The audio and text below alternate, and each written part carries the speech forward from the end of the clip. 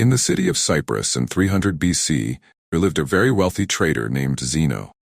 While on a voyage from Phoenicia to Piraeus, his boat sank, along with all his cargo.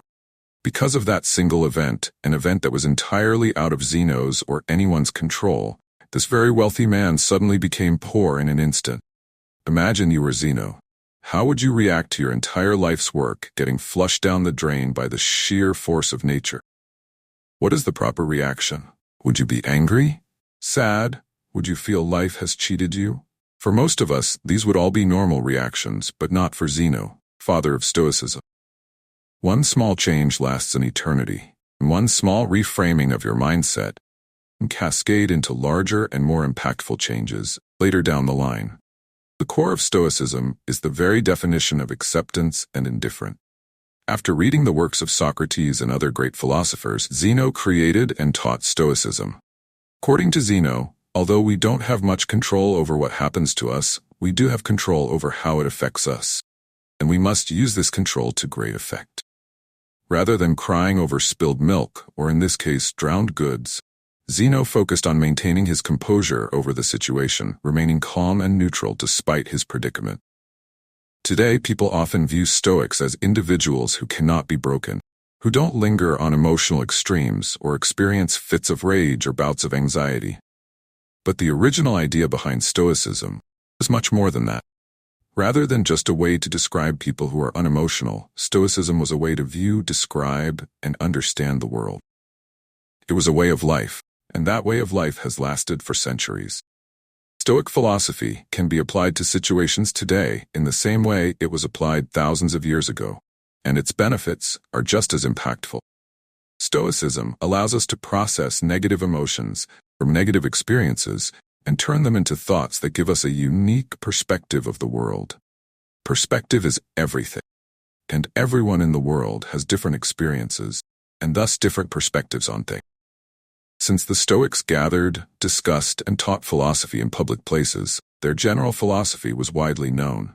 They believed that Stoic principles could greatly benefit anyone and everyone, and so it didn't make sense for them to hide that knowledge behind the four walls of a school or palace courtyard. As a result, everyone from slaves to emperors could learn and become Stoics. And they did. Some of the world's most notable Stoics include Epictetus, whose name translates to acquired, as he was once owned as a slave, Seneca, a well-renowned statesman, and Marcus Aurelius, a Roman emperor and one of the most powerful men to have ever lived. The early Stoics practiced what they preached, avoiding all forms of segregation and leading the fight against inequality. They even invented the word cosmopolitan, which literally means citizen of the world. When people hear that word now, they think of cities like New York, Toronto, Dubai, and London, because of how diverse they are. This was the type of unity and togetherness that the Stoics preached. At the time of Stoicism's foundation, women weren't allowed to pursue philosophy. The Stoics disagreed with that completely. Musonius Rufus, Epictetus's teacher, once said, "It is not men alone who possess eagerness and a natural inclination towards virtue, but women also. Women are pleased no less than men by noble and just deeds and reject the opposite of such actions. Since that is so, why is it appropriate for men to seek out and examine how they might live well? That is, to practice philosophy, but not women." Even at a time when it wasn't popular, women were allowed to freely learn about Stoicism and become Stoics themselves. So why do so many people adopt Stoicism as a way of life? In a world full of unexpected turns of events, our emotions can tend to get in the way of things. In reality, we don't get sad because bad things happen to us. We get sad because unexpected bad things happen to us. Rain is a good thing. It helps to water our plants, provides water for livestock, and keeps the temperature cool and humid. But the truth is, when that dark cloud catches you outside without an umbrella, never a good experience. So why don't we start crying once it starts to rain? It's because, although the situation is bad, we've learned to expect rain. It's something that is unavoidable. We can't control the weather. Although it sucks, the rain passes and the light returns. Stoicism teaches us that, in the same way, we should expect that everything bad that can happen will happen. Picture the worst outcome and be content knowing it could happen. One of the Stoic exercises is known as voluntary discomfort, an exercise aimed at increasing feelings of gratitude. Sleep on the floor of your kitchen. Take cold showers when you normally take hot ones. Eat nothing but potatoes for a few days. Things like this. This exercise helps you understand that no matter how hard it gets, you'll still survive and potentially thrive if your mindset is right. By being able to withstand these uncomfortable situations, we indirectly prepare our minds for future misfortunes. With the current state of the world, where advertisements are constantly shoved down our throats, we're made to believe that if we don't have the next best thing, look a certain way, or make a certain amount of money, we will never be happy. This message is important now more than ever. We enter the world not knowing much of anything. We grow up being taught things at home, in school, and by observing the world for ourselves. The thing is, a lot of times, all three of these sources of knowledge teach us in different ways. Question is, do we need to internalize all of this knowledge? If we do, we could unknowingly be setting unrealistic expectations for our lives, leaving us ultimately disappointed and unsatisfied in the end. That's no way to live. We should instead focus on improving ourselves, for ourselves. We should do things for ourselves and only for that reason. Attaching any external hope or secondary attachments to the actions we take almost always leads to disappointment. Most of the time, we end up trying to fill that emptiness with external things, blowing all your money on a fancy car, a house, or even starting a family. Sometimes we do all of these things for their external value and not their internal value. But Stoicism teaches that you approach life this way, you place your happiness in the hands of external forces, forces that can always fail. Cars almost always break down, natural disasters wipe away entire cities, and divorce rates climb higher and higher each year. But even the free things in life come at a cost of space, both physical and mental. As Seneca once wrote, learning to live with less will create space in your life for the things that truly matter to you. Instead, we must place our happiness on our intrinsic value as humans, and on nothing we have or can physically acquire. We must choose to do our best, keep a cool head, regardless of what life throws at us. Because regardless of what it is we want, at the end of the day, we don't have any control over the majority of things that happen to us, but we do have all the control over how we react to those things. That is the dichotomy of control, the most important principle in Stoic philosophy.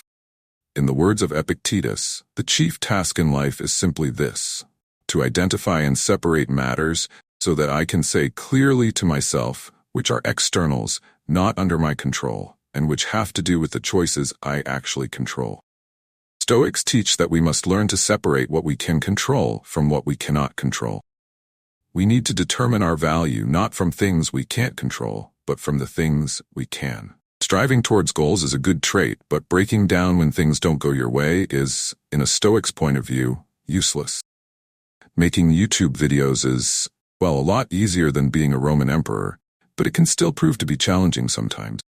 First, you must form your idea, which takes forever. Then research that idea, scrap it because it sucks, start over, script the video, create the video, edit it, make the thumbnail, title, and everything else before you hit upload. Everything up until the point where you click upload is all up to you. However, once you click the upload button, the power shifts to the YouTube algorithm. Still, a lot of people judge the success of their YouTube channel or Instagram account based on how many views and subscribers or followers they have. Metrics that, for the most part, are beyond your control. Stoics teach that instead, you should judge the success of your work based on the amount of effort you put in, and not the outcome of your external hopes. Trust the process. Living with less means unbinding yourself from the societal handcuffs that you've essentially put yourself into. Think about a person who has been working hard at their job for the past 6 months. He now feels he deserves a promotion, and so he walks up to his boss with his performance report.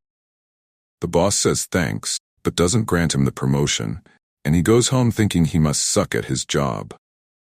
He doesn't consider that the boss might have simply woken up angry, someone else might have been better qualified at that time, or maybe the company was just losing money and couldn't afford it. He doesn't know the reason, but he's still upset.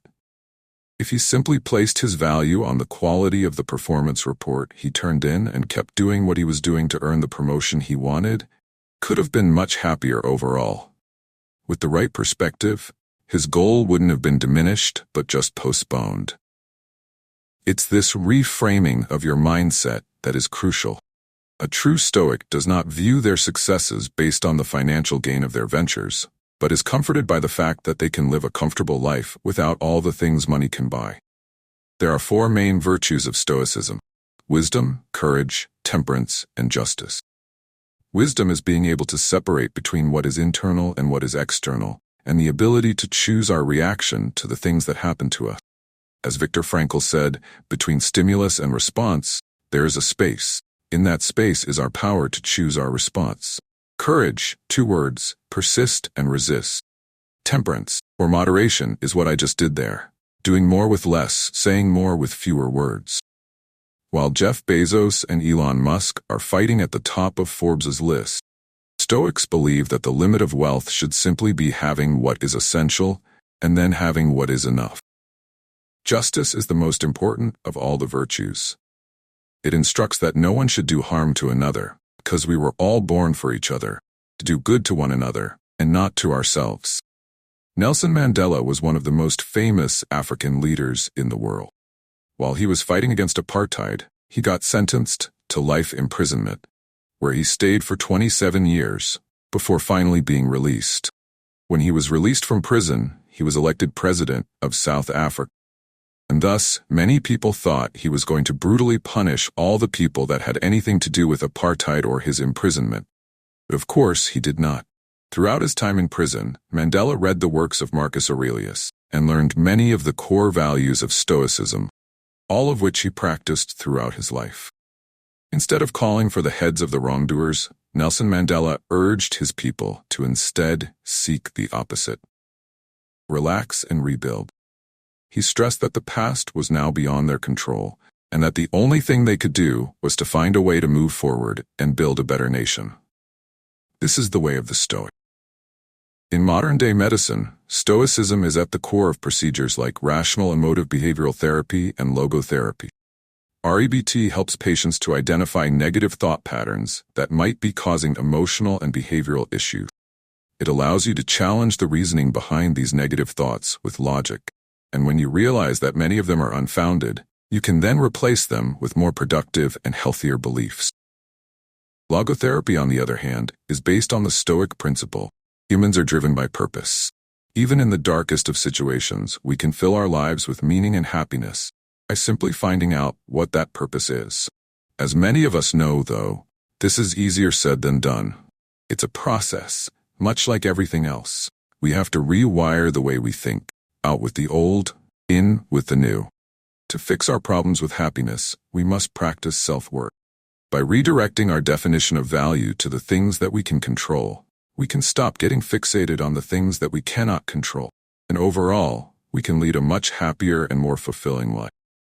Stoicism helps us steer through past and present storms into calmer and more peaceful waters. And if our ship sinks and we all drown, we can take peace in the fact that we lived a good life, albeit not as long as we had hoped. Because remember, everything has an end.